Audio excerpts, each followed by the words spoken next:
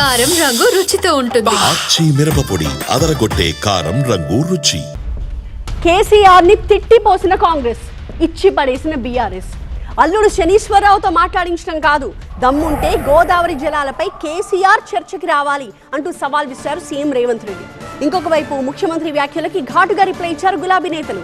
కేసీఆర్ కి సమఉజ్జి అయిన నేత ఎవరైనా కాంగ్రెస్ లో ఉంటే అప్పుడు గోదావరి జలాలపై ఆయన తప్పకుండా చర్చకు వస్తారు అన్నారు. తెలంగాణకు శని శాపం రేవంతే అంటూ కౌంటర్ ఇచ్చారు హరీష్ రావు.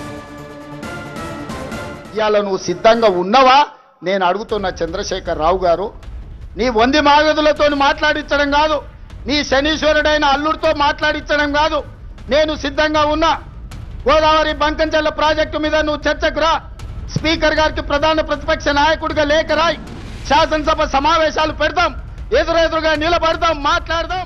సీఎం స్థానంలో ఉన్న రేవంత్ రెడ్డి సంస్కారహీనంగా మాట్లాడడం సరికాదన్నారు బీఆర్ఎస్ నేత హరీష్ రావు. కేసీఆర్ ను ఉరి తీయాలన్న రేవంత్ రెడ్డి వ్యాఖ్యలపై మండిపడ్డారాయన. సభానాయకుడిగా వ్యవహరిస్తున్న ముఖ్యమంత్రి అసెంబ్లీ సమావేశాలను ఏర్పాటు చేయాలి గాని ప్రతిపక్ష నేతను లేఖ రాయమని డిమాండ్ చేయడమేంటని ప్రశ్నించారు. కాళేశ్వరంపై కేసీఆర్ పవర్ పాయింట్ ప్రెజెంటేషన్ ఇచ్చినప్పుడు తాము ప్రిపేర్ అయి రాలేదంటూ ఇప్పటి నీటిపారుదల శాఖ మంత్రి చెప్పలేదా అని ప్రశ్నించారు బీఆర్ఎస్ నేత నిరంజన్ రెడ్డి. దేవాదులాడు ఉందో తెలియదు, ఏఐటి మీద ఏ ప్రాజెక్ట్ ఉందో తెలియదు, ఏ బేసిన్లో ఎక్కడ ఏముందో తెలియదు.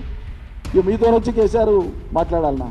కేసీఆర్ ను ఉరి తీయాలన్న సీఎం వ్యాఖ్యలకు కౌంటర్ ఇచ్చారు మాజీ మంత్రి ప్రశాంత్ రెడ్డి. నీ కుటుంబం వేల కోట్ల రూపాయల దోపిడీకి పాల్పడి నాణ్యత లోపం వల్ల, ప్రణాళిక లోపం వల్ల మేడిగడ్డ అన్నారం సుందిల్ల కూలిపోయిన మాట వాస్తవం కాదా?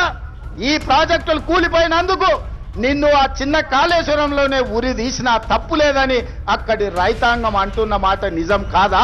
కేసీఆర్ తమిళగడ్డ దగ్గర కట్టలేదు, మేము కడతాం అని అంటున్నాడు రేవంత్ రెడ్డి. కట్టు, 152 మీటర్ల దగ్గర కట్టు, ఆ హైట్కు కట్టు తమిళగడ్డ దగ్గర. ఒకవేళ కట్టకపోతే మరి నిన్ను ఉరి తీయాలన్నా తమిళగట్లో? నువ్వు 152 మీటర్ల అడుగుకు తమ్మిడి గట్టి కట్టకపోతే రేవంత్ రెడ్డిని ఉరి తీయాలా? తమ్మిడి అట్టిలోనే ఉరి తీయాలనా? బేసిన్లపై అవగాహన ఉన్న వాళ్ళు కాంగ్రెస్ లో ఉంటే రేవంత్ సవాల్ ను కేసీఆర్ స్వీకరిస్తారన్నారు గంగుల కమలాకర్. ఇవాళ నువ్వు చర్చకు సిద్ధంగా ఉన్నావా? గోదావరి జలాలను రాయలసీమకు తరలించకపోయినని రోజమ్మ పెట్టిన రాగి సంకటి రొయ్యల పులుసు తిని రాయలసీమను రతనాల సీమ చేస్తా అని చెప్పిన నువ్వు కాదా అని నేను అడుగుతున్నా. రా కేసీఆర్ అన్నాడు. నేను ఒక్కటి చెప్తున్నాను, కేసీఆర్ గిట్ట సమఉజ్జి ఉంటే తెలంగాణలో డెఫినెట్గా ఈరోజు వచ్చి నీ మీద డిబేట్ చేస్తాడు. కేసీఆర్కి సమఉజ్జి రావాలంటే నువ్వు ఇంకో 100 సంవత్సరాలు పరిపాలన చేయాలి.